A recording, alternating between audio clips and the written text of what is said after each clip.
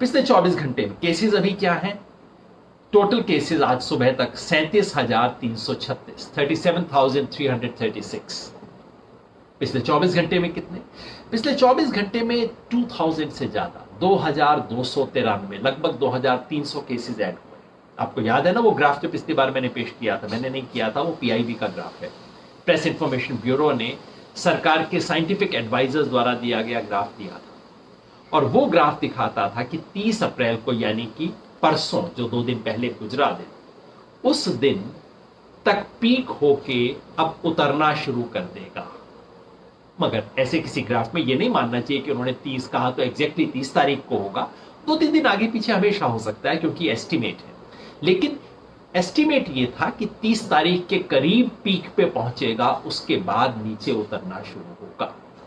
कल तक तो ऐसा नहीं हुआ है, क्योंकि अभी पीक बढ़ी है। अब तक 2000 से ज्यादा क्रॉस शायद एक ही बार किया था, 2000 के करीब आया था। तो पर डे केसेस बढ़े हैं, कल बढ़ रहे हैं। मगर अगर वो ग्राफ का ओवरऑल सेंस सही है तो अगले 1-2 दिन में हम इस पीक से उतरना शुरू करेंगे, क्योंकि लॉकडाउन, इतने स्ट्रिक्ट लॉकडाउन के बाद भी अगर केसेस बढ़ रहे हैं तो ये चिंता का विषय है। केसेस बढ़े हैं।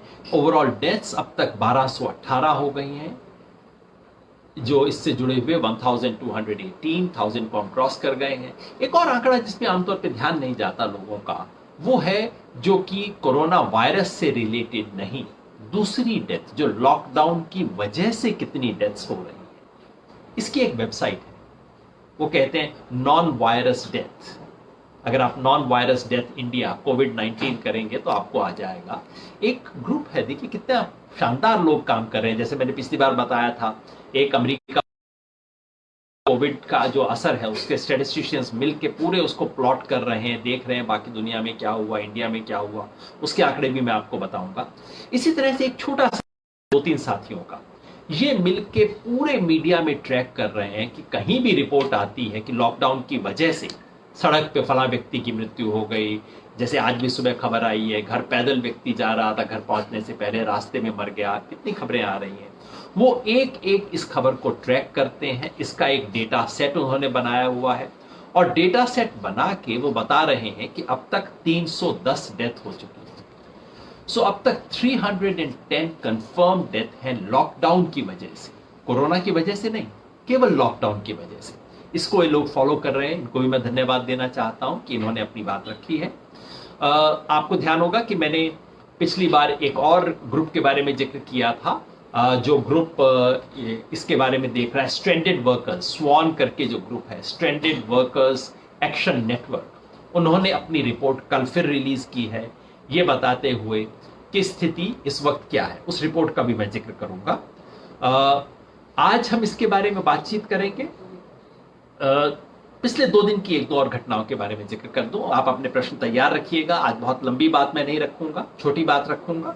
और आमतौर पे हम कोरोना से संबंधित, सरकार से संबंधित मुद्दे कम लेते हैं। हम कहते हैं नहीं, देखिए आज जो फोकस है इस पे बात करें, लेकिन आज हम कोरोना से संबंधित बात भी करेंगे, सरकार का जो रेस्पॉन्स रहा है उससे संबंधित भी।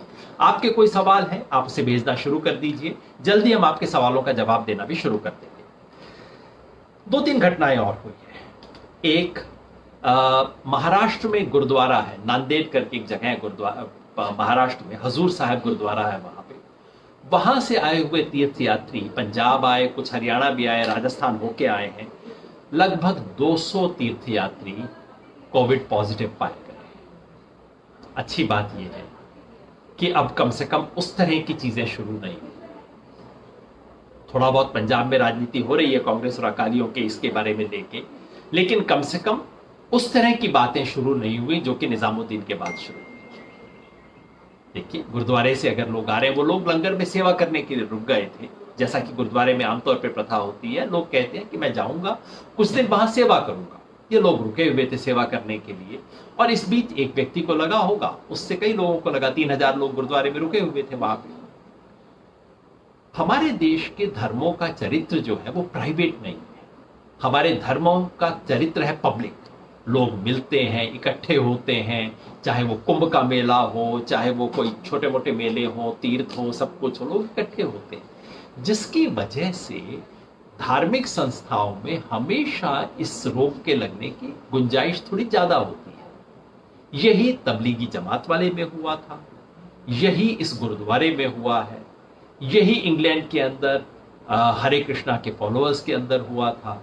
लोग इकट्ठे होते हैं, इकट्ठे जहां पे भी भीड़ होगी वहां इसकी गुंजाइश बढ़ेगी। इसके पीछे ना तो कोई षड्यंत्र है, ना इसके पीछे कोई धर्म का खेल है। अगर स्पोर्ट्स के लोग स्टेडियम में इकट्ठे होने लगेंगे वहां भी एग्जैक्टली यही होगा। इसका केवल भीड़ से संबंध है, इसका कोई धर्म से संबंध नहीं है।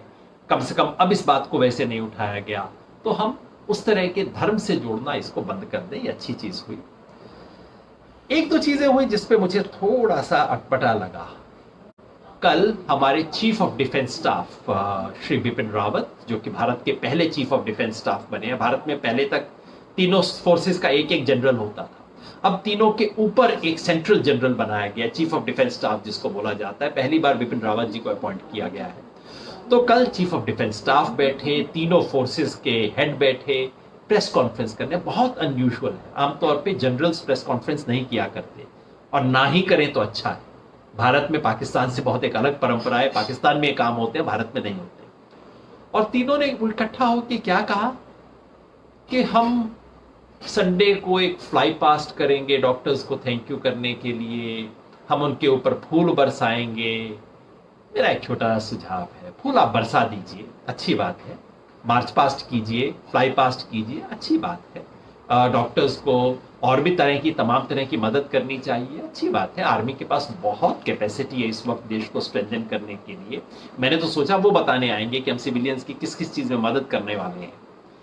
लेकिन मेरा एक अनुरोध है, ये जनरल्स को प्रेस कॉन्फ्रेंस करने की आदत मत डालिए। ज्यादा मैं नहीं कहूंगा, आप खुद समझ जाएंगे। दुनिया के अंदर दूसरी जगह बहुत कुछ हो चुका है। यूनिफॉर्म पहन के जनरल सिविलियन मामलों पे प्रेस कॉन्फ्रेंस करें या सिविलियन मामलों पे टिप्पणी करें, जो कि जनरल रावत कई बार कर चुके हैं। ये अच्छी आदत नहीं है। एक बार आदत पड़ गई ना, हटानी मुश्किल हो जाएगी। बस यहीं पे छोड़ देता हूं इस मामले को। दूसरा जिस चीज से मुझे अफसोस हुआ वो ये कि एक सेंट्रल विस्टा प्रोजेक्ट है। सेंट्रल विस्टा प्रोजेक्ट क्या है? प्रधानमंत्री को लगता है कि हमारी पार्लियामेंट की बिल्डिंग पुरानी हो गई है, एक पार्लियामेंट की नई बिल्डिंग बननी चाहिए। कहां बननी चाहिए? राजपथ, जो राष्ट्रपति भवन और इंडिया गेट के बीच वाली जो सड़क है, राजपथ बोलते हैं उसको, उस पे कुछ पार्लियामेंट की नई आलीशान भव्य बिल्डिंग बननी चाहिए। वहीं पे प्राइम मिनिस्टर का एक नया रेजिडेंस बनना चाहिए। ये सब चीजों को मिला के सेंट्रल विस्टा प्रोजेक्ट कहा जा रहा है। साउथ ब्लॉक, नॉर्थ ब्लॉक, जिसकी मेन मिनिस्ट्रीज होती हैं, प्राइम मिनिस्टर्स ऑफिस वगैरह, वो भी यहाँ पे आ जाएगा। इसकी कल्पना की गई थी। खर्चा कितना है? 20,000 करोड़ का। हम सब ने सोचा था, आपने भी सोचा होगा कि भाई इस पेंडेमिक के दौरान जहां आप कर्मचारियों का डीए भी काटने का सोच रहे हैं, और मैं उसका समर्थन कर रहा हूं, कर्मचारियों का डीए रोकने का मैंने समर्थन किया, रोकना चाहिए। तो हम सब ने सोचा था कि ऐसे में सेंट्रल विस्टा प्रोजेक्ट को तो सरकार रोक ही देगी। एमपी लेड स्कीम का पैसा भी रोका सरकार ने, बिल्कुल ठीक किया। मैं तो हर तरह की चीजों के पक्ष में हूं इस समय। लेकिन पता लगा कि ये सेंट्रल विस्टा प्रोजेक्ट को नहीं रोका गया है। और पता है क्या हुआ? परसों इसकी मीटिंग हुई। एक कमेटी ने इसको अप्रूवल देना होता है एनवायरमेंटल क्लियरेंस के लिए, कमेटी की मीटिंग हुई। अब इन कमेटीज में एक एक्सटर्नल मेंबर रखा जाता है, ताकि सिर्फ सरकारी बाबू लोग अपने मन से फैसला ना कर ले, कोई एक इंडिपेंडेंट वॉइस भी। वो इंडिपेंडेंट व्यक्ति उस कमेटी में नहीं आ पाया, क्योंकि नेचुरली इस वक्त ये पेंडेमिक चल रहा है। उसने लिख के कहा कि ये पेंडेमिक चल रहा है, आप, मैं इसमें आ नहीं सकता, आप थोड़ा मीटिंग को पोस्टपोन कर दीजिए, मैं इसके बारे में कुछ राय रखना चाहता हूं। नहीं, कहा गया ये राष्ट्रीय महत्व का विषय है, देरी नहीं की जा सकती, और उसको अप्रूव कर दिया गया। अब आप सोचिए क्या प्रायोरिटीज है। देश इतनी बड़ी महामारी से लड़ रहा है, एक एक पैसा हम बचा रहे हैं ताकि बीमारी से लड़ने में इस्तेमाल किया जा सके।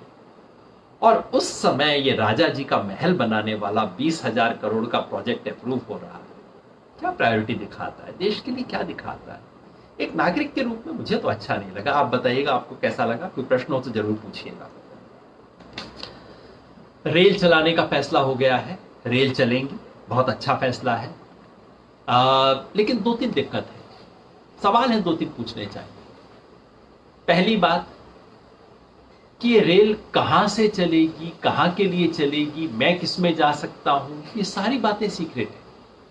कहीं पब्लिक में नहीं बताया जा रहा कि कल को बंबई से पटना के लिए ट्रेन चलेगी, आप यदि चाहते हैं तो आप इसके लिए अपना नाम दे दीजिए, आपको बुलाया जाएगा। ऐसी कोई चीज सार्वजनिक नहीं है। सरकारें अंदर अंदर तय कर रही हैं, राज्य सरकार रेलवे को बता देती है, रेलवे चुपचाप से चला रही है। अच्छी बात है। दिक्कत सिर्फ ये है कि इसमें कुछ खास लोग तो आ जाएंगे, बहुत लोग बच जाएंगे। एक बड़ी बस्ती है जिसके 1000 लोग रिक्वेस्ट कर रहे हैं, वो आ जाएंगे, लेकिन एक बड़ी बस्ती के कोने में जो 10 परिवार रहते हैं उन्हें पता भी कभी नहीं लगेगा, वो बैठे इंतजार करते रह जाएंगे। अगर कोई फेवरेटिज्म ना भी हो रहा हो तब भी ये सब होगा। क्यों नहीं इसको सार्वजनिक बना के लोगों से, जैसे रेलवे रिजर्वेशन के लिए रिक्वेस्ट दिए जाते हैं, रेलवे रिजर्वेशन का रिक्वेस्ट ले लीजिए और उसके बाद जो हो उसको एक प्रायोरिटी में ऑर्डर के अंदर भेजना शुरू कर दीजिए। इसको ओपन नहीं किया जा सकता। दूसरा, ये सवाल जो मेरे को मन में बार बार कचोट रहा है, पिछले 1 महीने से कर रहा है, आपको ध्यान होगा मैं पिछले 1 महीने से न जाने कितनी बार बोल चुका हूं कि भाई रेल चलाइए, बसों से लोग नहीं जा सकते। केरला से किसी को नॉर्थ बंगाल जाना है वो बस से नहीं जा सकता, असम से किसी को राजस्थान वापस जाना है वो बस से नहीं जा सकता, रेल तो चलानी पड़ेगी। ये फैसला लेने में 1 महीना क्यों लग गया, ये मुझे अभी भी समझ नहीं आता। जब मैंने ये बात कही पिछले 1 महीने में टीवी पे या कई बार बात कहता था भाई ट्रेन चलाइए, ऐसा मेरे ऊपर उछल के पड़ते थे बीजेपी के प्रवक्ता, अरे आप फैला देंगे इसको देश के अंदर, आपको देश की चिंता नहीं, आपको सेहत की चिंता नहीं। मैं उन सबसे आप पूछना चाहता हूं, साहब बताइए अब क्या हुआ, अब किसको चिंता है? करना तो यही था ना। 1 महीना पहले कर देते तो एक फायदा था। फायदा क्या था? 2 फायदे थे, एक नहीं। पहला तो ये कि लोगों को 1 महीना इतना कष्ट, इतनी त्रासदी, इतनी भूख, इतनी बदहाली, इतनी जलालत, इसका सामना ना करना पड़ता। 1 महीने इतना टॉर्चर जो हुआ वो बच जाता। और दूसरा, टेक्निकली 1 महीना पहले उनके इन्फेक्शियस होने की प्रोबेबिलिटी कम थी, क्योंकि उस वक्त पूरे देश में 500 केस थे, तो बॉम्बे के किसी साधारण वर्कर को हो इसकी चांस बहुत कम थे। अब देश में 35,000 केस लगभग हो गए, अब चांसेस नेचुरली ज्यादा है, 70 गुना ज्यादा चांसेस हैं अब। तो जब चांसेस कम थे इन्फेक्शन फैलने के तब हमने नहीं किया, जब चांसेस बढ़ गए हैं तब हम कर रहे हैं। ये समझदारी का काम है क्या? आप सोचिए। पर खैर बार बार पीछे मुड़ के देखने का समय नहीं है, आगे देखते हैं क्या किया जा सकता है, क्या करना है, और अब इस पे फोकस हम करते हैं। सरकार ने कल घोषणा कर दी है कि तीसरा लॉकडाउन का फेज होगा। फॉर्चुनेटली ये फेज बराबर नहीं है, कुछ चीजें पूरे देश भर में रुकेंगी, यानी कि देश भर में सामान्य ट्रेन नहीं चलेंगी, फ्लाइट नहीं चलेंगी, बसेस नहीं चलेंगी, वो ठीक ही है, ऐसा नहीं होना चाहिए। लेकिन 3 हिस्सों में बांट के उनके लिए अलग अलग गाइडलाइंस बनाई है। गाइडलाइंस थोड़ी कॉम्प्लिकेटेड है, लेकिन ऐसी सिचुएशन में थोड़ा कॉम्प्लिकेटेड रखना भी पड़ता है। आपको अलग अलग चीज के लिए अलग अलग गाइडलाइन बनानी पड़ती है कि बाकी दुकानें खुलेगी लेकिन बार्बर की दुकान नहीं खुलेगी। वैसे मैं भी उसका इंतजार कर रहा हूं कि भाई कब खुलेगी। आप देख रहे हैं कि कुछ दिन के अंदर हम सब रविंद्रनाथ टैगोर बन जाएंगे अगर ये दुकानें न खुली तो अलग अलग गाइडलाइंस बनानी पड़ती है, बताना पड़ता है, बिल्कुल सही बात है। लेकिन अब तक का अगर हम स्टॉक टेकिंग करें तो अब तक लॉकडाउन 1 और लॉकडाउन 2 40 दिन बंद रहा है। वैसे एक इंटरेस्टिंग बात बताऊं, ये जो क्वारंटाइन शब्द आता है, क्वारंटाइन का मूल मतलब ही 40 दिन है। कई धर्मों में भी 40 दिन का रहता है। और आपको ध्यान होगा देश के बहुत इलाकों में मां जब बच्चे को जन्म देती है तब भी वो कहा जाता है कि 40 दिन तक मां बाहर ना निकले। 40 दिन का एक विशेष महत्व रहता है। तो क्वारंटाइन 40 दिन से निकलता है, तो हमारी हो गई क्वारंटाइन 40 दिन तो पूरी। इस 40 दिन में क्या खोया क्या पाया, इसके बारे में 2 बात हमें समझनी चाहिए। क्या पाया? पहली बात, हमने अपने केसेस को कम किया, इसमें कोई संदेह नहीं हो सकता। मैंने आपको बताया एक ग्रुप है अमेरिका में, कोविड-19 इंडिया रिसर्च ग्रुप करके है, वो ट्रैक करते रहते हैं। और मैंने देखा कि जब इंडिया में 100 केसेस हुए से तब से लेके आज तक जब हम 33,500 तक पहुंचे, अगर हम बाकी सब देशों को इसी समय देखें तो क्या स्थिति थी? जर्मनी जहां का मेडिकल सिस्टम काफी अच्छा है, इंग्लैंड जहां का मेडिकल सिस्टम काफी अच्छा है, इन दोनों में इसी समय में केसेस 30-35 हजार नहीं, 1 से 1.5 लाख के बीच में पहुंचे थे। यानी कि अगर हमारे यहां इस तरह का लॉकडाउन ना होता तो कम से कम 1-1.5 लाख तक केस पहुंच जाते। अमेरिका में तो हालत बहुत ही खराब थी। अमेरिका में इस समय में 7-8 लाख तक पहुंच गए थे केसेस। तो इसमें कोई संदेह नहीं हो सकता कि लॉकडाउन से बीमारी को कुछ हद तक नियंत्रित करने में और क्राइसिस को पोस्टपोन करने में हमें सफलता मिली। सरकार का यह मूल्यांकन सही साबित हुआ, इसमें कोई संदेह नहीं हो सकता। लेकिन क्या यह सब कुछ एकांगी हो सकता है? 3 चैलेंज थी सरकार के सामने। पहली चैलेंज थी कि बीमारी को किसी तरह कंट्रोल किया जाए।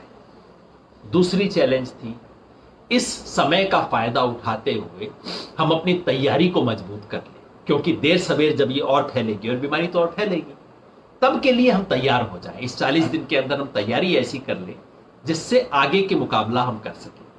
और तीसरी चैलेंज थी कि इस बीच लोगों को बहुत ज्यादा कष्ट ना हो, उनकी आर्थिक स्थिति बहुत ज्यादा खराब ना हो, इसको किसी तरह से बचाएं और आर्थिक नुकसान को एक हद से ज्यादा बुरा होने से बचाएं। तो पहले में तो सफल हुए, क्या दूसरे और तीसरे में हम सफल हुए? इसके बारे में कुछ प्रश्न पूछने लाजमी है। सो फिर मैं बता दूं, जो पहला टारगेट हमारा था कि बीमारी को कंट्रोल करें, उसके ग्राफ को तेजी से बढ़ने से बचाएं, उसको लो करें, इसमें हम सफल हुए।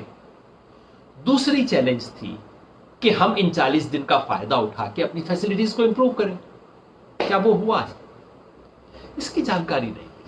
सरकार अब तक जो बता रही है उससे कोई कॉन्फिडेंस नहीं बनता। अब ये सिर्फ केंद्र सरकार का मामला नहीं है, राज्य सरकारों का भी है।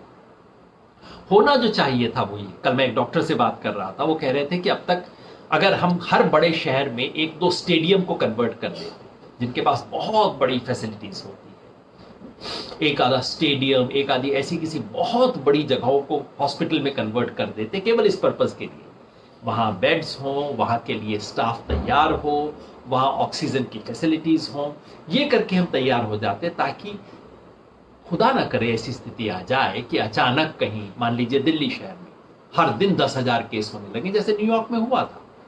क्या हम उसके लिए तैयार हैं? अभी तक देश के अधिकांश इलाके उसके लिए तैयार नहीं। केरला इसमें एक अपवाद है, एक्सेप्शन है। अभी भी देश में जितने नंबर ऑफ बेड्स हैं, जितने नंबर ऑफ डॉक्टर्स हैं, क्योंकि हमें बेड्स तैयार करने थे, डॉक्टर या एक्स्ट्रा वॉलंटियर्स तैयार करने थे, हमने ड्रग्स तैयार करनी थी, मेडिसिनल तैयारी करनी थी। हमारे पास ड्रग्स का प्रोडक्शन अच्छा है देश में, क्योंकि इंडिया ड्रग्स को एक्सपोर्ट करता है पूरे देशों को, तो इस लिहाज से हमारी हालत बहुत खराब नहीं है। लेकिन एक बात आप सोचिए, वैक्सीन के लिए अभी भी हम अमेरिका की तरफ देख रहे हैं कि बनेगी तो वैक्सीन वहीं बनेगी। हमारे यहाँ जितने शानदार मेडिकल इंस्टीट्यूट्स हैं, जितनी अच्छी संस्थाएं हैं, हम खुद क्यों नहीं देखते? हमारे यहाँ वैक्सीन डेवलपमेंट जो हो रहा है उसको सरकार ने प्रोत्साहन देने के लिए क्या किया है? इन सब के बारे में सवाल बनते हैं। क्या हमने देश में, अगर ये बीमारी आगे तेजी से पकड़ती है, तो उसकी तैयारी की है? मेरी जो अब तक समझ बनती है कि शायद हम अभी भी उसके लिए तैयार नहीं। ये 40 दिन का जो बिल्कुल गोल्डन अपॉर्चुनिटी हमारे पास था, जिसमें हम पूरी तैयारी कर सकते थे, वो शायद हम नहीं कर पाए हैं। लेकिन ये शायद की बात है, क्योंकि तैयारी अंदर कितनी हो रही है हमें उसकी पूरी सूचना नहीं है। सरकार ये बता देती तो ज्यादा अच्छा रहता, उससे सबका कॉन्फिडेंस बढ़ जाता है। तो ये प्रश्न मैं आपके माध्यम से रखना चाहता हूं कि ये सूचना मिल जाए तो कितना अच्छा होगा। शायद मैं पलट के कहूं कि नहीं भाई, तैयारी तो अच्छी थी, हमें ही नहीं पता था, कोई बात नहीं। तीसरा सवाल था इसके इकोनॉमिक इंपैक्ट को किसी तरह से लिमिट करना। मेरे ख्याल से इसमें सरकार बेहद बुरी तरह से असफल हुई है। और वो क्यों? जैसा मैंने बताया, जिस तरह का लॉकडाउन हमने किया, दुनिया में इससे ज्यादा स्ट्रिक्ट लॉकडाउन किसी और देश में नहीं हुआ। हमने सबसे स्ट्रिक्ट लॉकडाउन किया, इसकी जरूरत भी थी। हमारे देश में जिस तरह का केओस भी चलता रहता है, आधा नियम बनाएंगे तो कोई लागू ही नहीं होगा, हो सकता है ये सोचा हो, तो इसलिए आपने सबसे स्ट्रिक्ट लॉकडाउन किया।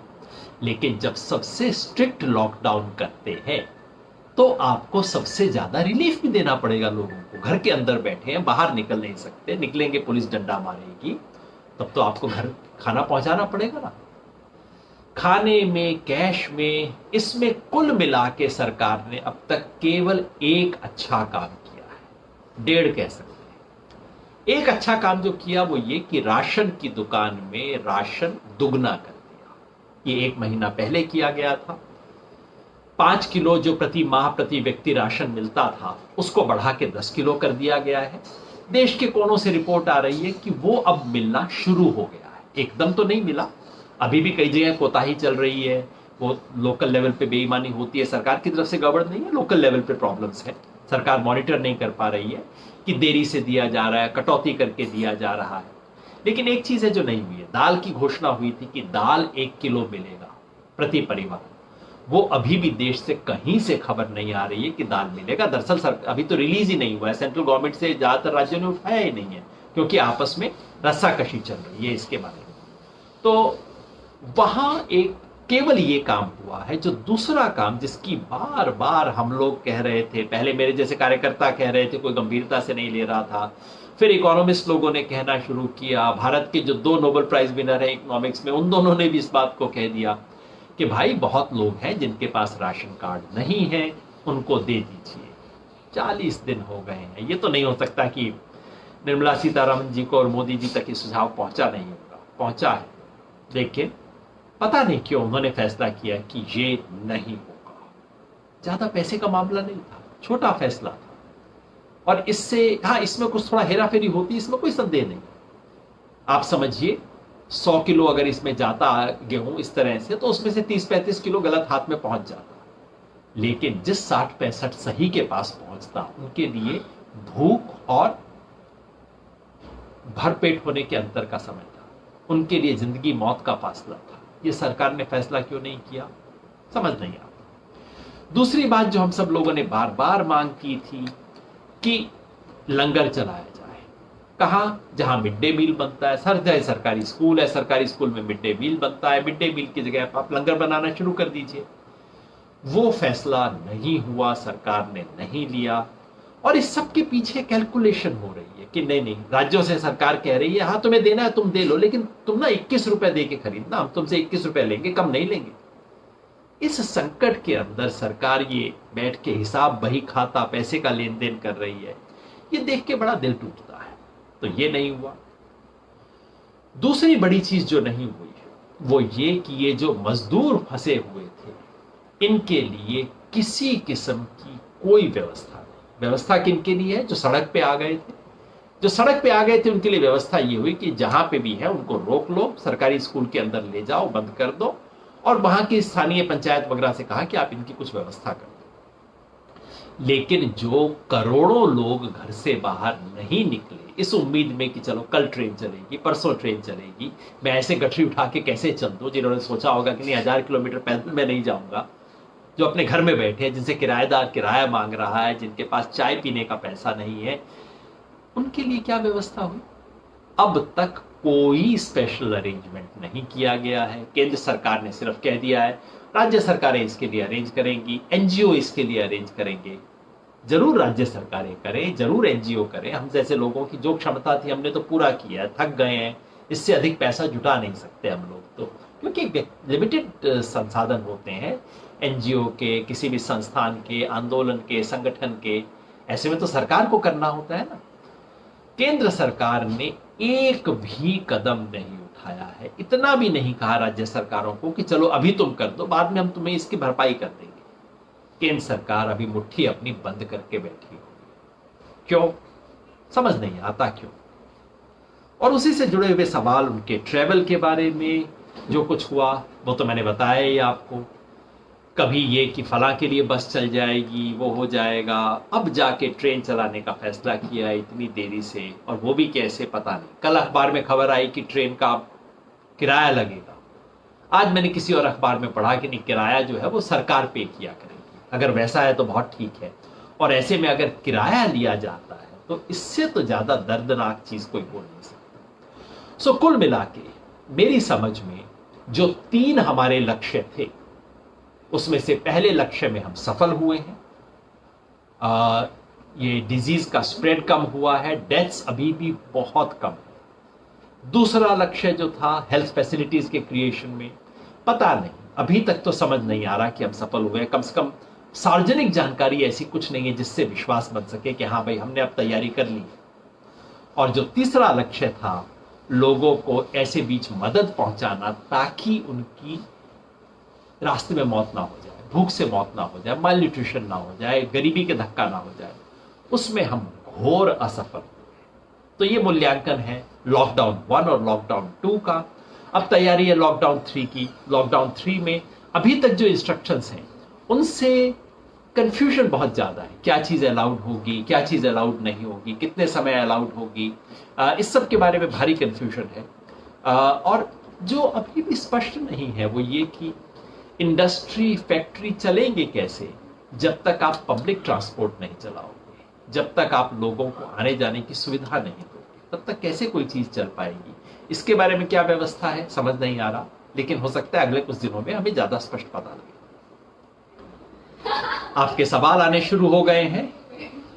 हरि नारायण जी पूछ रहे हैं कंस्ट्रक्शन वर्कर का क्या योजना है सर, क्या वो अब अपने अपने घर जा सकते हैं।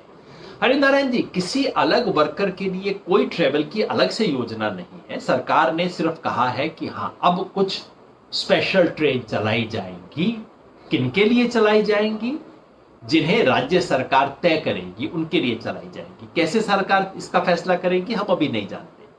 कंस्ट्रक्शन वर्कर के लिए अलग से कोई प्लान नहीं है।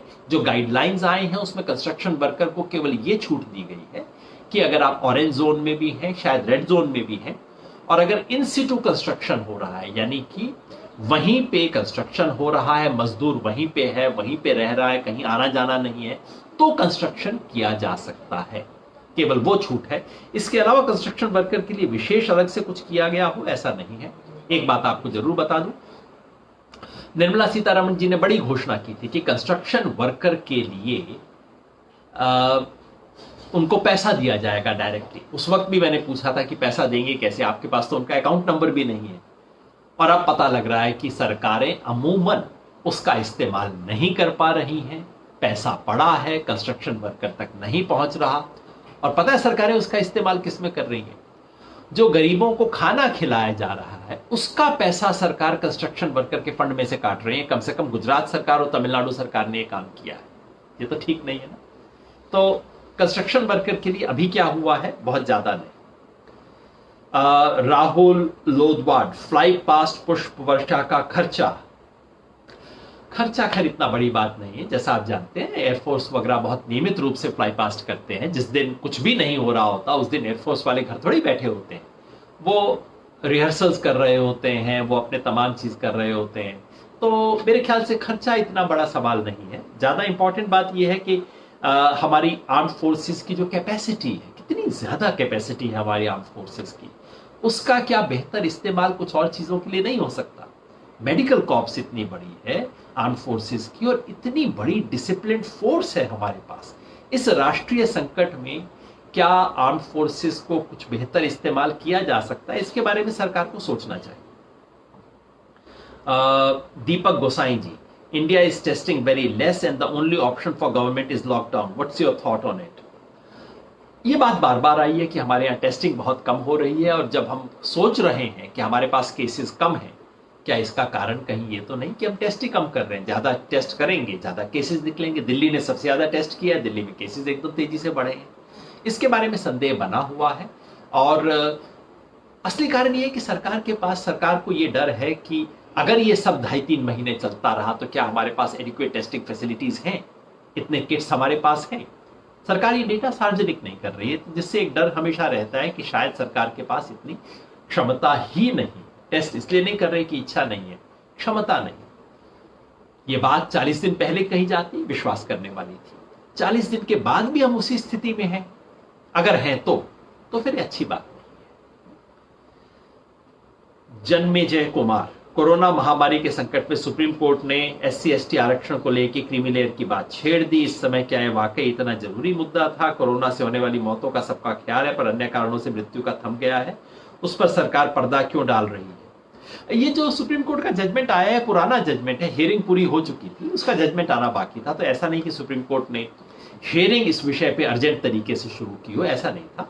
हियरिंग पूरी हो चुकी थी, खाली जजमेंट आया था। इसके लिए दोष नहीं देना चाहिए।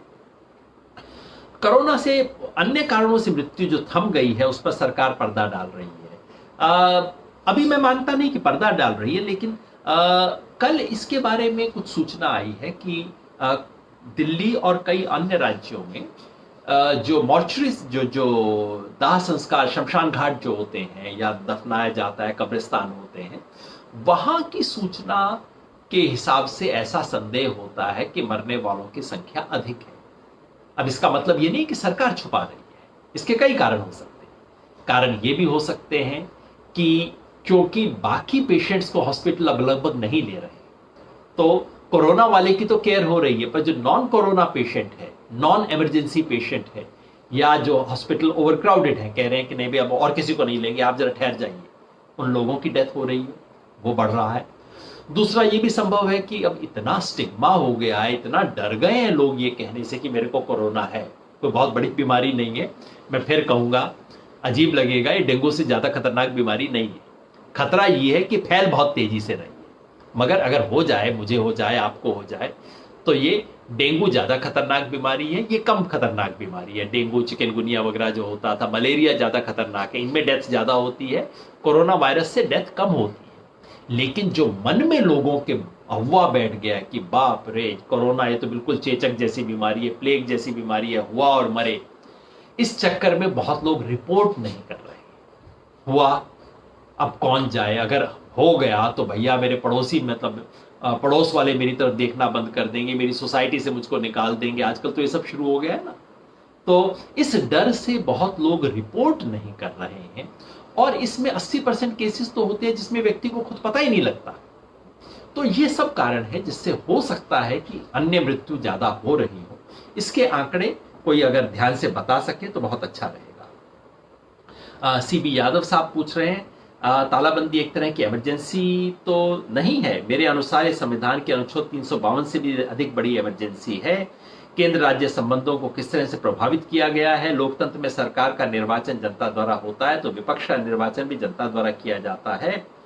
कोविड-19 जैसे संकट में सरकार की संसदात्मक व्यवस्था में विपक्ष की सरकार के निर्णय होनी चाहिए या नहीं, इत्यादि। मैं सहमत हूं कि सरकार ने जिस तरह की पाबंदियां लगाई हैं वो लगभग इमरजेंसी जैसी है। सरकार ने इमरजेंसी का सहारा नहीं लिया है, लिया एनडीएमए का है, जो नेशनल डिजास्टर मैनेजमेंट एक्ट जो है उसका सहारा लिया गया है। इमरजेंसी जैसा है। क्या बुरा है? कहना कठिन है कि यह गलत है, क्योंकि ऐसे में सरकार के पास दो ही रास्ते थे ऐसी बीमारी में। या तो एपिडेमिक एक्ट का इस्तेमाल करती, एपिडेमिक एक्ट का इस्तेमाल करती तो उसको राज्य सरकारों को ज्यादा अधिकार होते वहां डिक्लेयर करने के, रूल्स बनाने के, गाइडलाइंस बनाने के। इसलिए सरकार ने एनडीएमए का सहारा लिया, डिजास्टर मैनेजमेंट एक्ट का सहारा लिया है, जिसमें केंद्र सरकार के पास ज्यादा ताकत है। उन्होंने किया, इससे मैं झगड़ा नहीं कर रहा। लेकिन अगर आप नेशनल डिजास्टर मैनेजमेंट एक्ट का इस्तेमाल करते हैं तो फिर जिम्मेवारी भी तो आपकी बनती है। मेरी शिकायत इस पे है कि आप ताकत के लिए तो एक एक्ट, सेंट्रल एक्ट को इस्तेमाल कर रहे हो, जिम्मेवारी के लिए आप उसका इस्तेमाल नहीं कर रहे। इससे मुझे थोड़ा कोताही, थोड़ा सा इसके बारे में मुझे बुरा महसूस होता है। दूसरा, ये जो स्टेट गवर्नमेंट की पावर्स के साथ जो हो रहा है वो ठीक नहीं हो रहा, बिल्कुल ठीक। वैसे भी इन जनरल फेडरलिज्म हमारे देश का कमजोर हो रहा था इस सरकार के तहत, सेंट्रल गवर्नमेंट को सारी पावर्स। और इस संकट के समय सेंट्रल गवर्नमेंट ने दो ऐसे काम किए हैं जिसका दीर्घकाल में बुरा असर पड़ेगा। पहला, राज्यों की ताकतें कम कर दी गई हैं। केंद्र सरकार, केरला सरकार को हुक्म देती है, तुमने कैसे रिलैक्सेशन दे दिया, तुमने गलत रिलैक्सेशन दिया। और मजे की बात यह है कि 2 दिन बाद सेंट्रल गवर्नमेंट खुद वो रिलैक्सेशन दे देती है। वो केरला वाले यही तो कह रहे थे कि भैया हम आपसे थोड़ा आगे चल रहे हैं, लेकिन इसको नहीं माना गया। ये सब कहने का हमारे संघीय ढांचे में दरअसल अधिकार नहीं। तो एक तो हमारा संघीय फेडरलिज्म इसमें थोड़ा कमजोर हो रहा है। आमतौर पे स्टेट गवर्नमेंट्स कोऑपरेट कर रही हैं सेंट्रल गवर्नमेंट के साथ। ऐसा नहीं है कि रोज तनातनी हो रही हो, झगड़े हो रहे हो। सेंट्रल गवर्नमेंट ज्यादा सम्मान करती राज्य सरकारों का तो बेहतर होता। दूसरी जो समस्या हो रही है वो ये कि मानवाधिकारों को तो एकदम साइड में उठा के रख दिया। पिछली बार मैंने आपको बताया था क्या कुछ हो रहा है। अंडमान में किस बहाने से एक जर्नलिस्ट को अरेस्ट कर दिया गया, मणिपुर में क्या हुआ, उत्तर प्रदेश में क्या हो रहा है। बस कोरोना है, अब कुछ सवाल मत पूछो। किसी भी तरह से किसी को उठा के अंदर कर देते हैं। ये जो, और दुर्भाग्यवश इसमें न तो ह्यूमन राइट्स कमीशन कुछ कर रहा है, न हमारे कोर्ट्स इसके बारे में कुछ कर रहे हैं। आपने देखा होगा इस बीच एक इंटरव्यू आया था हमारे जज मदन लोकुर साहब का, करण थापर ने इंटरव्यू किया था, द वायर में उपलब्ध है वो इंटरव्यू, इंग्लिश में है। जस्टिस लोकुर बहुत प्रसिद्ध जज रहे, बहुत अच्छे संयत जज माने जाते थे। उनसे करण थापर ने पूछा कि ये सुप्रीम कोर्ट कर क्या रहा है आजकल, और उन्होंने बड़े शालीन तरीके से, बहुत संकोच से, सीमाओं के साथ, मर्यादा में रहते हुए कहा है कि सुप्रीम कोर्ट जो कर रहा है बहुत गलत कर रहा है। ये तो इस वक्त, अगर ये आप मान लें कि इस वक्त कोई मानवाधिकार नहीं है, किसी के लिए कोई रोल नहीं है, तो फिर तो देश में लोकतंत्र कैसे बचेगा।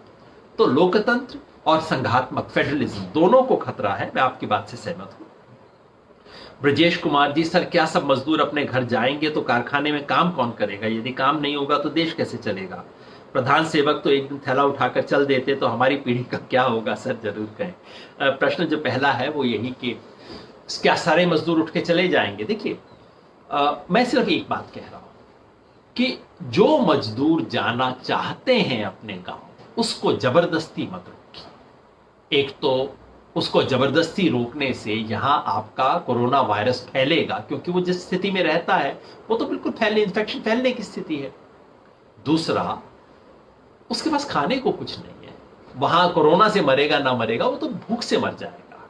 और तीसरा, आपको मुझे कोई अधिकार नहीं है किसी व्यक्ति को जो अपने घर जाना चाहता है उसको रोक के रखना कि मैं तुम्हें खाना नहीं दूंगा, पैसा नहीं दूंगा, लेकिन जाने भी नहीं दूंगा। ये तो जेल में भी नहीं किया जाता। तो बिल्कुल जाने दिया जाना चाहिए। जाने से क्या होगा? क्या मजदूर कम हो जाएंगे? हाँ, कुछ इलाकों में संकट शुरू हो गया। पंजाब के अंदर किसानों को अब लग रहा है कि हम चावल की फसल कैसे बोए। चावल की फसल बोते वक्त रोपाई में इतनी मेहनत का जो काम होता है वो तो पंजाब का मजदूर आजकल करता नहीं है, वो तो बिहार का मजदूर आके ही करेगा, और वो तो है नहीं। तो अब वो सोच रहे हैं नहीं हम कपास लगाएंगे, ये करेंगे। ये संकट जरूर होगा। लेकिन अब क्या करें? अगर हम एक प्रवासी मजदूर को ये भरोसा नहीं दे सकते कि इस शहर में टिक जाओ, तुम्हें रोजगार मिलेगा, और जब तक रोजगार नहीं मिलेगा चिंता मत करो, तुम्हारा ध्यान रखने के लिए सरकार है, समाज है। जब सरकार और समाज फेल हो जाए तो वो अपने घर नहीं जाए, कैसे हम रोक सकते हैं उसको? ये कहते हुए रोकें कि नहीं नहीं नहीं तुम रुको, नहीं तो हमारी फैक्ट्री के लिए मजदूर कहां से आएगा? भाई बंधुआ तो नहीं है, मजदूर है, बंधुआ तो नहीं है, गुलाम तो नहीं है ना आपका हमारा। तो ये बात ध्यान रखने की है। राहुल जी पूछ रहे हैं आरटीआई कानून की अब क्या स्थिति है? स्थिति मैं आपको बता देता हूं। किसी बंदे ने पूछ लिया, एक आरटीआई एक्टिविस्ट ने सरकार से पूछा, जी ये प्रधानमंत्री जी का जो पीएम केयर है ये क्या है, मुझे जरा बता दीजिए, इसके प्रोविजन क्या है, इसकी डीड क्या? कोई भी ट्रस्ट बनता है उसकी डीड होती है, कानूनन दस्तावेज होता है। उसने कहा मेरे को दस्तावेज दिखा दीजिए। उसको 7 दिन के अंदर जवाब आया। आमतौर पे 30 दिन में आता है, 7 दिन में जवाब आया, आपके इस सवाल का जवाब नहीं दिया जा सकता, राष्ट्रीय हित में नहीं है। और कहा कि सुप्रीम कोर्ट पहले ही कह चुका है कि बहुत बड़े और फिजूल सवाल न पूछे जाए। मगर ये तो बड़ा सवाल नहीं था, उसने तो एक दस्तावेज मांगा था कि आप पीएम केयर, आफ्टर ऑल हम पूरे देश में अपील कर रहे हैं ना, सबसे कह रहे हैं कि आप अपनी तनख्वाह पीएम केयर में दीजिए, आप ये दीजिए। अंबानी जी ने 500 करोड़ रुपया पीएम केयर में दिया, फलां कंपनी ने 1,500 करोड़ रुपया दिया है। तो हमें इतना तो अधिकार होना चाहिए ना कि पीएम केयर क्या है भाई, इसके कौन ट्रस्टी हैं, इसका हिसाब किताब होगा कि नहीं, कंट्रोलर ऑडिटर जनरल इसको देखेगा या नहीं, जानने का अधिकार होना चाहिए ना। पहले मैं प्रश्न उठा रहा था, अखबार वाले प्रश्न उठा रहे थे, अब सरकार चुप्पी सामने रही है। हमने कहा चलो कोई बात नहीं, आरटीआई से निकल आएगा। अब सरकार ने आरटीआई में कहा है ऐसे सवालों का हम जवाब नहीं देंगे। अब आप देख लीजिए आरटीआई की क्या स्थिति है। मजदूरों की हालत दयनीय है, रेहाना खान जी पूछ रहे हैं। आप ऐसा कीजिए, स्वान करके जो ग्रुप है उसकी रिपोर्ट देख लीजिए, उन्होंने कल फिर रिपोर्ट जारी की है। ये वो ग्रुप था जिसने पहली बार, ये है स्ट्रैंडेड वर्कर्स एक्शन नेटवर्क। इन लोगों ने एक रिपोर्ट रिलीज की थी आज से 10-12 दिन पहले, जिसमें इन्होंने बताया था कि कितने वर्कर्स हैं, उनकी क्या बुरी अवस्था है, क्या स्थिति है। उसी ग्रुप ने कल दोबारा एक रिपोर्ट रिलीज की है, फिर ब्रॉडली वही रिपोर्ट है, आंकड़े बदल गए हैं कुछ। पिछली बार उन्होंने कहा था कि 96% लोगों को कुछ नहीं मिला है सरकार की तरफ से, अब कह रहे हैं 90% को नहीं मिला है, रफली वही। और ये बात में फिर, और ये आंकड़े सुप्रीम कोर्ट में पेश हुए थे, सुप्रीम कोर्ट ने सुनने से इनकार कर दिया। और उस वक्त सुप्रीम कोर्ट में सरकार के सॉलिसिटर जनरल ने कहा कि कौन लोग होते हैं, कैसे आंकड़े बनाते हैं, कैसे हम इन पे विश्वास कर लें। सरकार बता रही है हेल्पलाइन है, जो व्यक्ति हेल्पलाइन पे फोन करता है 1 घंटे में उसके पास राशन पहुंच जाता है। तो मेरा सुझाव है, आपको कोई एक अपने शहर में कहीं एक व्यक्ति दिखे जिसे राशन की जरूरत है, आप सरकार की हेल्पलाइन पे फोन करके 1 घंटे बाद चेक कर लेना, 1 घंटे बाद छोड़ दीजिए, क्यों इतना तकलीफ लेते हैं। आप एक दिन बाद 24 घंटे बाद चेक कर लेना कि वहां राशन पहुंचा या नहीं पहुंचा, उसके बाद मेरी बात में विश्वास कर लेना। ये जो स्वान ग्रुप है ये कह रहा है कि आज भी वर्कर्स की स्थिति बेहद खराब है, बहुत परेशानी है और सरकारें वो मदद नहीं कर पा रही। इस समूह ने लुधियाना के अंदर फंसे हुए कुछ लोगों के बारे में सूचना मेरे पास भेजी, क्योंकि पंजाब में हमारे संपर्क है। कहा कि आप इनकी मदद कर सकते हैं। संयोग से वहां के कुछ बड़े अफसर मुझे जानते थे, मैंने उन्हें लिस्ट भेजी कि भाई ये लुधियाना के नजदीक वर्कर है, फंसे हुए हैं। पिछले 4 दिन से वो लिस्टों का आदान प्रदान हो रहा है। कम से कम अभी तक मुझे सूचना नहीं आई है कि उन वर्कर्स तक एक पैसा भी पहुंचा हो, 1 किलो राशन भी उन तक सरकार की तरफ से पहुंचा हो। तो ये स्थिति है। आज भी स्थिति बहुत खराब है। दिल्ली के अंदर हमारे साथी जो प्रयास कर रहे हैं, बेंगलोर में जो कर रहे हैं, कलकत्ता में जो कर रहे हैं, 3 अलग राज्य, 3 अलग सरकारें, तीनों का कहना है कि स्थिति पहले से बदतर हुई है। कर्नाटका में थोड़ी सी सुधरी है, इस लिहाज से मैं कहूंगा कर्नाटका सरकार ने थोड़ा सा बेहतर काम किया है, वहां थोड़ी सी स्थिति सुधरी है। कुल मिला के अभी भी वर्कर बेहद परेशान है। न पैसा, न खाना, न जाने की कोई सूचना। सही, ये दीपक जी बता रहे हैं टाइमिंग ठीक है इस ब्रॉडकास्ट का। राजीव रावत जी कह रहे हैं रिसर्च एंड डेवलपमेंट बढ़ाना होगा, अभी देश में इसकी स्थिति क्या है। राजीव जी, जो मैं कई बार कह चुका हूं, हमारे देश में मेडिकल रिसर्च बहुत अच्छी है। हम बहुत दुनिया के कमजोर देशों में से नहीं हैं और दुनिया के सबसे अच्छे डॉक्टर हमारे यहाँ से ही तो जाते हैं। मगर अगर हमारे यहाँ इन संस्थानों को थोड़ा स्ट्रेंथन किया जा सकता। अभी कुछ रिपोर्ट आई थी कि जो रिसर्च कर रहे थे इन सब चीज़ों पे, उनकी फंडिंग सरकार ने 2-3 साल पहले रोक दी थी। रिसर्च की फंडिंग को आप इस हिसाब से नहीं कर सकते कि आज मुझे ज़रूरत है इसलिए तुम परसों तक ही रिसर्च कर दो। रिसर्च तो कॉन्स्टेंटली होती रहती है। बाई चांस आज से 20 साल बाद भी ज़रूरत पड़ी, इसलिए आप इस पर काम करते रहो। वो रिसर्च फंडिंग की ज़रूरत है और इसमें हमारी सरकार की तरफ से कमजोरी रही है। फंडिंग बेहतर हो सकती है रिसर्च एंड डेवलपमेंट पे। हमारे पास टैलेंट की कमी नहीं है, इंस्टीट्यूशनल सपोर्ट की कमी है। बिहार सरकार के द्वारा नोडल पदाधिकारियों का नंबर जारी किया गया है, नहीं लग रहा है। रमेश भाई, ये सब जगह हो रहा है। सरकारें क्लेम कर देती है हमने नंबर बना दिया, हमने हेल्पलाइन कर दी, अब बस काम हो गया। हकीकत ये है ना तो नंबर मिलता है, नंबर मिल जाए तो जवाब नहीं मिलता, जवाब मिलता है तो खाना नहीं मिलता। ये सब तरह की स्थिति है। हाँ, कोई खबर मीडिया में आ जाए तो फिर एकदम सरकारी अफसर दौड़ के चलते हैं, हाँ ये कर दिया, और उसके बाद कहते हैं देखा हमने तो कर दिया था, आप लोग झूठी खबरें फैलाते हैं। सब तरफ इस तरह के काम हो रहे हैं। बिहार सरकार का जो अपने लोगों को रिलीफ पहुंचाने में कदम बहुत अच्छा नहीं रहा। हालांकि मैंने सुशील मोदी जी का एक इंटरव्यू देखा जिसमें वो कह रहे थे कि हमने सबसे अच्छा काम किया है, सबसे ज़्यादा संवेदनशील रहे हैं, हमने तो एक ऐप बना के 1000 रुपये प्रति वर्कर पैसा भी भिजवाया है। लेकिन जो रिपोर्ट मेरे पास आ रहे हैं वो बहुत अच्छे नहीं है। हालांकि इतना मानना चाहिए कि बिहार के पास सबसे ज़्यादा काम भी है, सबसे ज़्यादा मजदूर बिहार से ही बाहर गए। तो और बिहार की दिक्कत यही है कि जिन प्रदेशों के मजदूर बाहर जाते हैं वो इसीलिए जाते हैं क्योंकि वो गरीब है, इसलिए वो राज्य गरीब है, इसलिए उस राज्य की सरकार गरीब है। अब एक गरीब राज्य की गरीब सरकार से कैसे उम्मीद की जाए कि वो अपने गरीब मजदूरों के लिए बहुत अच्छी व्यवस्था करे। इसलिए मैं बार बार कहता हूं सेंट्रल गवर्नमेंट को आना पड़ेगा और कोई रास्ता नहीं है इसके अंदर। और सेंट्रल गवर्नमेंट बड़ी जेब संभाल के चल रही है, मुट्ठी एकदम कस के टाइट करके बंधी हुई है।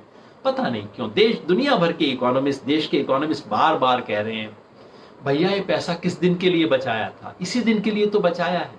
ये संकट आ गया है, अब नहीं करेंगे तो कब करेंगे। सबीना जी पूछ रही हैं मैं पटना में रहती हूं, यहां भी सब्जी वालों का नाम पूछकर मोहल्ले में आने से मना कर रहे हैं और मैंने सुना है कि एक कम्युनिटी के लोगों को पुलिस अरेस्ट कर रही है। एक बहुत गंदी साजिश हो रही है। ये बहुत जगह से देश में खबर आ रही है। अरेस्ट की तो कम है, बिहार से अरेस्ट की इतनी ज़्यादा खबर मुझे नहीं मिली है, लेकिन हाँ मोहल्ले के लेवल पे पूछ के अच्छा मुसलमान हो, अरे तुम तो कोरोना वायरस लाओगे, तुम भागो यहाँ से। इससे बुरी बात देश के लिए हो नहीं सकती। इस वक्त देश का ध्यान कोरोना के विरुद्ध संघर्ष से हटा के आपसी झगड़े और बिल्कुल फिजूल के झगड़े जिसका कोई प्रमाण नहीं है, जिसका कोई आधार नहीं है, ऐसी बातें करना मैं तो इसे देशद्रोह मानता हूं। अगर पुलिस को कुछ काम करना चाहिए तो उन लोगों को पकड़ना चाहिए जो इस तरह की खबरें फैला रहे हैं, क्योंकि ये शुद्ध देशद्रोह का काम है। जैसे युद्ध के समय ऐसी अफवाहें फैलाना देशद्रोह माना जाता है, वैसा होना चाहिए। मनोज आर्य जी कह रहे हैं अब शहरों का कोई भविष्य नहीं है, छोटे गांव टाउन को शहरों में रूपांतरित करना चाहिए, कृषि में नए प्रयोग जैसे फूलों की खेती इत्यादि किए जाने चाहिए, गांव में गुड़ शक्कर चिप्स पैकेजिंग की तकनीक विकसित हो, हाईवे के किनारे दुकानें खोलकर आवासीय स्तर पर रोजगार के अवसर उपलब्ध कराना। अच्छी बात है मनोज जी, ये सुझाव आप विस्तार में लिख के भेजिएगा, मेरे को इसी तरह के सुझाव का इंतजार है। वैसे मैं आपकी बात से सहमत हूं, मुझे लगता है कि इतने लोग शहर छोड़ के गांव जा रहे हैं, इसको संकट नहीं, इसे एक अवसर के रूप में भी देखना चाहिए। और अवसर ये है कि भाई इतने लोग गांव से उखड़ उखड़ के शहरों में क्यों आए, यहां की स्लम्स में क्यों रहे। एक एक बिस्तर पे दो दो तीन तीन लोग रहते हैं, 8 घंटे के लिए तुम्हारा, 8 घंटे के लिए मेरा, शिफ्ट मेरी होगी तो मैं वापस आऊंगा। ऐसी इनह्यूमन अवस्था में क्यों रखा जाए लोगों को। ये कहां लिखा है कि उद्योग शहरों में ही हो सकते हैं। पहले समस्या थी, बिजली नहीं थी गांव के अंदर, इंटरनेट कम्युनिकेशन नहीं था, ट्रांसपोर्ट नहीं था।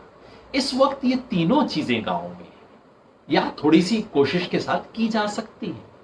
तो गांव में प्रोडक्शन क्यों नहीं हो सकता। और हमने गांव को एक अतीत की याद समझ लिया है। हाँ, गांव का मतलब अतीत, गांव अतीत नहीं है, पास्ट नहीं है, गांव हमारा फ्यूचर हो सकता है अगर हम अपनी इकोनॉमी को रीमॉडल करें। और ये वो अवसर है जबकि हम कर सकते हैं। तो मैं सहमत हूं, आप जरा और सोचिए, इसके बारे में लिखिए। पीएम फंड का पैसा कहां यूज हो रहा है, उसका डिटेल्स कहां से मिलेगा। नितेश जी, मैंने अभी तो रोना रोया है इसका कि सरकार इसका एक पैसा हिसाब देने को तैयार नहीं है। आरटीआई ये तो बाकी छोड़िए, पैसे का हिसाब तो बाद में होगा। ये पीएम फंड है क्या, इसके ट्रस्टीज कौन हैं, ट्रस्ट डीड में क्या क्या शर्तें लिखी गई हैं, इसका ऑडिट कौन करेगा, इसकी सूचना सरकार देने को तैयार नहीं है। पहले तो मुझे लग रहा था कि देर कर रही है सरकार, अब तो सरकार ने एकदम छाती ठोक के कह दिया ऐसे सवालों का जवाब नहीं देंगे हम। जिस फंड के बारे में आप ये जवाब देने को तैयार नहीं हो कि उस फंड के ट्रस्टी कौन कौन है, सारे लोग, उसके बारे में देश भर से कहना कि आप करोड़ों रुपया उसमें दो, ये कैसी बात है। ये संभव है क्या, होना चाहिए क्या। तमोग्न भट्टाचार्य, आपके किसी भी सवाल के बिना हमारा कार्यक्रम अधूरा रहता है। Sir, my question is government looking at lockdown as the only solution for pandemic. जी, वही प्रॉब्लम है। You see, this is not a solution. Lockdown is only deferment. Lockdown बहुत इंपॉर्टेंट था, यूजफुल था, क्योंकि उसने हमें ब्रीदिंग स्पेस दिया, हमें तैयारी का अवसर दिया, प्रॉब्लम को थोड़ा सा पोस्टपोन करने को दिया, और ग्राफ एकदम ना चढ़ जाए उससे रोका। लेकिन सवाल है कि ब्रीदिंग स्पेस में ब्रीदिंग करने के बाद हमने किया क्या, क्या तैयारी की, शायद नहीं। और इस समय लॉकडाउन से जो नुकसान हुआ उसको रोकने के लिए क्या किया, बहुत कम किया। ये मेरी समस्या है। मोहम्मद अनस भाई पूछ रहे हैं हम यूपी के हैं, घर जाना चाहते हैं, कैसे जा सकते हैं। मैं यही तो कह रहा हूं भाई, सरकार इसका कोई नियम क्यों नहीं बना देती। जैसे रेलवे रिजर्वेशन होता था, रिजर्वेशन करवा लीजिए, आपको ट्रेन का नंबर नहीं बताया जाएगा, आप सिर्फ इतना कीजिए, साधारण सॉफ्टवेयर की बात है ना, इतने देश में स्मार्ट सॉफ्टवेयर वाले लोग हैं। आप कह दीजिए मुझे दिल्ली से बाराबांकी जाना है और बस, और मैं जाना चाहता हूं, ये मेरी एज है, ये है, पता है, फोन नंबर है, आपको फोन आ जाएगा कि भाई ठीक है, आपको 4 दिन बाद वाली ट्रेन के अंदर जगह मिल रही है, ट्रेन निजामुद्दीन से इतने बजे चलेगी। किया जा सकता है, इसमें हर एक को चांस मिलेगा। अभी क्या है, राज्य सरकार एक लिस्ट बना के भेजेगी। कैसे भेजेगी, फिर फेवरेटिज्म होगा। हिंदुस्तान में यही सब होता है ना, फिर लोग फोन करेंगे, भाई साहब मेरा नंबर उसके अंदर लगवा दो, आपको कोई अफसर जानता होगा कुछ करवा दो। इस सब की क्या जरूरत है, एक ट्रांसपेरेंट सिस्टम हो सकता है जो अनफॉर्चुनेटली नहीं बना है। परवेज आलम जी कह रहे हैं why they are not settling where they live by paying entire expenses. बिल्कुल ठीक है परवेज जी, ऐसा होना चाहिए, लेकिन क्या संभव है, क्या संभव है सरकार के लिए इतने लाखों करोड़ों वर्कर्स को मुंबई में, दिल्ली में उनका किराया दे के रोक के रखना। ऐसा नहीं है सरकार के पास, हो सकता नहीं है। मैं कैसे सरकार से, मैं तो इतना, मैं सरकार से तो मैं मांग ही नहीं करता, मैं तो सिर्फ इतना करता हूं कि भाई आप खाना खिला दो लोगों को, कुछ न्यूनतम महीने का 500 रुपया तो दे दो, कम से कम चाय तो पी सके। उससे ज्यादा तो अपेक्षा करना ठीक नहीं होगा। धर्मेंद्र नाहरवर जी यही पूछ रहे हैं, पीएम केयर अलग क्यों बनाया है? यही मेरा भी प्रश्न है सर। इससे पहले प्रधानमंत्री पीएम कोष हुआ करता था, प्राइम मिनिस्टर रिलीफ फंड हुआ करता था, हम सब इसमें अपनी तनख्वाह भी देते थे, सब कुछ होता था, तो अचानक क्या हो गया है, अलग से बनाने की जरूरत क्यों? इसका प्रश्न मेरे मन में भी यही है। अखिलेश कुमार जी पूछ रहे हैं, योगेंद्र जी क्या आपको नहीं लगता कि इसका दीर्घकालिक प्रभाव बहुत खतरनाक हो सकता है? जो मजदूर घर वापस आ जाएंगे वो बहुत डरे डरे रहेंगे, वापस शहरों में नहीं जाना चाहेंगे, लेबर की कमी होगी प्रोडक्शन इंडस्ट्री को। अखिलेश जी मैं कह चुका हूं, बिल्कुल सही बात है, इंडस्ट्री को प्रॉब्लम होगा, लेकिन इंडस्ट्री को जरूरत है, इसके लिए आप किसी को बंधक बना के रख सकते हो क्या? अगर बंधक बना रहे हो तो भाई कम से कम उसको खाना तो दे दो, उसको खाना दे दो, रहने को दे दो, कपड़ा दे दो, चाय पिला दो, फिर कहो भैया 15 दिन प्लीज रह जाओ, हमारी इंडस्ट्री के लिए जरूरत है। ये तो आप कर सकते हो, बाकी काम तो चाइना में हो सकते हैं, इंडिया में तो नहीं हो सकते। Prashant Arun ji, what about $1 billion which India got from World Bank as a loan? ये चलते रहते हैं, इंडिया को वर्ल्ड बैंक से लोन मिला था, लेकिन फॉर्चुनेटली इस वक्त हमारा देश वर्ल्ड बैंक के लोन पे डिपेंडेंट नहीं है, हमारे पास अपने साधन हैं, और इस समय इंडिया के लिए $1 बिलियन कोई बहुत बड़ा अमाउंट नहीं है। ये बिलियन वगैरह शब्द सुन के हम घबरा जाते हैं, लेकिन $1 बिलियन का मतलब सिर्फ होता है अंदाजन 7,000 करोड़ रुपया। 7,000 करोड़ रुपया इस वक्त भारत सरकार के लिए बहुत बड़ा अमाउंट नहीं। विजय कुमार भास्कर जी कह रहे हैं, सर बदलाव के लिए आंदोलन होना चाहिए, नवनिर्माण के लिए, लेकिन होगा कैसे? यही मेरा आपसे भी प्रश्न है, होगा कैसे? अभी तो हम घर पे बैठे हैं, कोई नए तरीके निकालिए ना। आप भी सोचिए कि हम अपने घर में बैठे बिना इसकी मर्यादा को तोड़े हम कैसे अपनी आवाज उठा सकते हैं, इसके लिए नए तरीकों को ईजाद करने की जरूरत होगी। आप भी सोचिए, हम भी सोचते हैं मिलके, क्योंकि अब वो पुराने जमाने वाली राजनीति खत्म हो जाएगी। वो जंतर मंतर पे 1000 लोग खड़े होकर जो जिंदाबाद मुर्दाबाद करते थे, वो अब संभव नहीं है। अब नई तरह की राजनीति करनी होगी। आप लोग मुझसे बेहतर सोचते हैं ना। सुप्रीम कोर्ट के बारे में मनोहर मिश्रा जी ने कुछ काफी कड़ी टिप्पणी की है। मैं पूरा पढ़ के नहीं सुनाऊंगा क्योंकि भाई मैं नहीं चाहता कि मेरी वो स्थिति हो, लेकिन आपने अर्णब गोस्वामी वाला सवाल पूछा है जो बिल्कुल सही सवाल है। सवाल साधारण सा ये है कि सुप्रीम कोर्ट ने कायदा बनाया, सुप्रीम कोर्ट ने कहा कि सिर्फ अर्जेंट केस सुनेंगे, फिर कहा कि वेरी अर्जेंट केस सुनेंगे, फिर कहा कि आपको कम से कम 2 दिन पहले फाइल करना पड़ेगा, फिर हम इस पर विचार करेंगे। 2 दिन के 4 दिन लोगों को लग रहे हैं, लेकिन अर्णब गोस्वामी जी ने शाम 5 बजे का जब टाइम खत्म हो गया, रात 8 बजे के बाद उन्होंने अपनी अर्जी डाली। अर्जेंसी क्या थी भगवान जानता, उनको कोई अरेस्ट तो कर नहीं रहा था, कोई ऐसी बात नहीं थी। रात 8 बजे के बाद उन्होंने एप्लीकेशन डाली और दनाक से सुबह 10 बजे उस पर विचार हो गया। अरे ऐसा दुनिया में सबके साथ होने लग जाए तो हमारा सुप्रीम कोर्ट माजी कमाल का सुप्रीम कोर्ट ना बन जाए। और जस्टिस लोकुर ने यही सब सवाल पूछे कि ये फैसिलिटी उनको क्यों नहीं देती जाती जो हैबियस कॉर्पस का केस लेके आते हैं। मतलब कोई व्यक्ति गायब है, गुम है, कृपया उसको बताइए, पेश कीजिए उस व्यक्ति को। जिनके बेल के एप्लीकेशन आ रहे हैं, जिनके इतने सीरियस केसेस आ रहे हैं, उनमें सुनवाई नहीं, लेकिन अर्णब गोस्वामी में सुनवाई। नेचुरली अजीब तो लगेगा बहुत। और सुप्रीम कोर्ट को देखिए, जैसे कहते हैं ना सिर्फ न्याय होना चाहिए बल्कि न्याय होते हुए दिखना भी चाहिए। तो आंख में जो दिखता है, एक अर्णब गोस्वामी की सुनवाई से सुप्रीम कोर्ट का ज्यादा टाइम वेस्ट नहीं हुआ होगा, लेकिन दिखता देश को क्या है कि भाई एक खास तरह की टीवी प्रोग्राम करोगे तो सुप्रीम कोर्ट तक आपकी टन से सुनवाई है, बाकी है तो मरते रहो, पढ़ते रहो, कोई देखने वाला नहीं।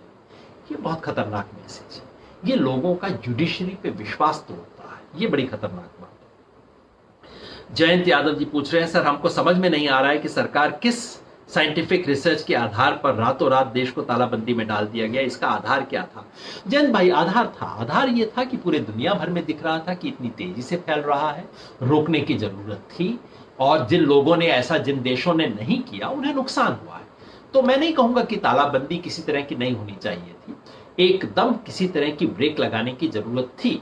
मेरी शिकायत तालाबंदी के बारे में नहीं है, मेरी शिकायत यह है कि आपने 3-4 दिन का समय क्यों नहीं दिया लोगों को? जो 1 महीना तंग आके अब जा रहे हैं वो चुपचाप से चले जाते, क्यों नहीं दिया? दूसरा, जो रोका तो फिर उसके बाद उनके लिए व्यवस्था क्यों नहीं की?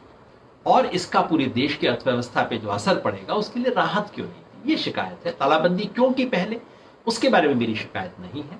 हाँ, उसको जो एक्सटेंड अब किया जा रहा है वो शायद समझदारी का काम नहीं है। अब बस 2-3 सवाल और ले लेते हैं। किसी बीमारी को महामारी किन स्थितियों में घोषित किया जाता है कोरोना के संदर्भ में, प्लीज राजेश भाई इसके बारे में हमारा एपिडेमिक एक्ट कहता है कि किस स्थिति में डिक्लेयर किया जा सकता है, लेकिन कम से कम कोरोना के बारे में मैं कहूंगा जब वर्ल्ड हेल्थ ऑर्गेनाइजेशन कह चुका है, पूरे दुनिया भर में इसके बारे में हो रहा है, सरकार ने इसे महामारी घोषित किया, इसमें कोई गलत काम नहीं किया। नहीं करती तो हम आलोचना कर रहे होते, अगर करने में देरी की होती तो मैं बैठा कह रहा होता इतनी देरी से की। मुझे लगता है ऐसा विपक्ष नहीं करना चाहिए कि भैया चित भी मेरी पट भी मेरी, तुम ये करोगे तब भी मैं विरोध करूंगा, उल्टा करोगे तब भी विरोध करूंगा। नहीं, सरकार ने जो सही काम किया उसका समर्थन करना चाहिए। तो महामारी थी, घोषित किया, ठीक काम किया। शिव शंकर कुमार जी पूछ रहे हैं क्या घर घर जाकर कोरोना का टेस्ट होना चाहिए? भाई ये संभव नहीं है। हाँ, ये जरूर है कि अगर कोई कंटेनमेंट जोन हो जाता है, बहुत लिमिटेड एक मोहल्ला है जहां आपको शक है कि किसी को भी हो सकता है, उनका घर घर टेस्ट हो सकता है, वो सरकार कर भी रही है। बाकी क्षमता नहीं है सरकार की करने की। रोशन कुमार पूछ रहे हैं why do you think most of the people in our country easily abide by any law implemented by the government unlike people in other countries? Shouldn't we all speak in unison? Would love to know your perspective. Is fear a reason for that in our country? देखिए, कुल मिला के हमारे देश में ऐसे मामलों पे लोग सरकार की बात मान लेते हैं, ये अच्छी बात है, इसको मैं डर नहीं बोलता। कम से कम इतना एक सरकार का इकबाल होना चाहिए कि लोग उसकी बात को माने, खासतौर पे ऐसी इमरजेंसी के अंदर। अगर इसमें भी आपको डंडा चलाना, फ्रांस के अंदर जैसे बहुत इनडिसिप्लिन हुआ था इन सब चीजों के ऊपर, तो फ्रांस जैसे काम हम नहीं करते तो अच्छी बात है ना, इसके बारे में काहे को शिकायत करें। चलो, ये तो एक अच्छा काम हम करते हैं। सारे नेता अपने फायदे के लिए राजनीति में आते हैं, जो अपना फायदा न देखे ऐसे नेता कैसे लाएं? जिग्नेश भाई आइए ज्वाइन कीजिए, हम सब उसी के प्रयास में हैं। जो मैं तो कई बार कहता हूँ, जो घर फूके आप ना चले हमारे साथ, आइए ना आप भी। मिथिलेश जी, हम लोग स्टूडेंट हैं, पटना में फंसे हुए हैं, सभी स्टूडेंट को बिहार के लिए अन्य डिस्ट्रिक्ट जाना है, कोई नहीं बता रहा। बिल्कुल सही बात है मिथिलेश भाई, इसकी व्यवस्था होनी चाहिए। सरकार ये वेबसाइट, ये सब चीज इसका आज काम है, आपकी रिक्वेस्ट को लिया जाए और आपको बताया जाए ठीक है भाई आपका 5 दिन बाद नंबर आने वाला है, 7 दिन बाद नंबर आने वाला है। मैं ये नहीं कह रहा सबको एक झटके के अंदर आप भेज दीजिए, लेकिन कोई सिस्टम तो होना चाहिए। ना केंद्र सरकार वो बना रही है, ना बिहार सरकार वो बना रही है। अभिषेक यादव जी कह रहे हैं मिडिल क्लास की सिचुएशन बहुत खराब है। सही बात है, सबकी खराब है, मिडिल क्लास की भी खराब है। मगर सबसे पहले हमें उस गरीब मजदूर के बारे में सोचना चाहिए जो अटका हुआ है, जिसका कल मे डे हमने मनाया ना, मे डे में हमें सोचना चाहिए। गौतम जी ने बहुत लंबा सुझाव दिया है। मेरा ये सुझाव है गौतम जी कि आपका मेडिकल सिस्टम को इम्प्रूव करने के बारे में है, आप इसको सुझाव में भेज दीजिए, मैं इसको देख लूंगा। प्रश्नोत्तर के अंदर प्रश्न में प्रश्न होना चाहिए, प्रश्न में भाषण नहीं होना चाहिए। विश्वकांत नौटियाल जी, सेंट्रल विस्टा प्रोजेक्ट के बारे में मैं बोल ही चुका हूं। महेंद्र यादव जी, सरकारी राशन की दुकानों से अचानक ऑनलाइन राशन की लिस्ट गायब, गरीब लोगों का नाम काट दिया गया है, बहुत चिंता की बात है। देश भर में ऐसी चीजों के समाचार आ रहे हैं। अगर आपने अभी तक हमारा चैनल सब्सक्राइब नहीं किया है तो सब्सक्राइब करें और घंटी का बटन बिल्कुल भी दबाना ना भूलें, ताकि सभी लेटेस्ट खबरें पहुंच सकें आप पे सबसे पहले।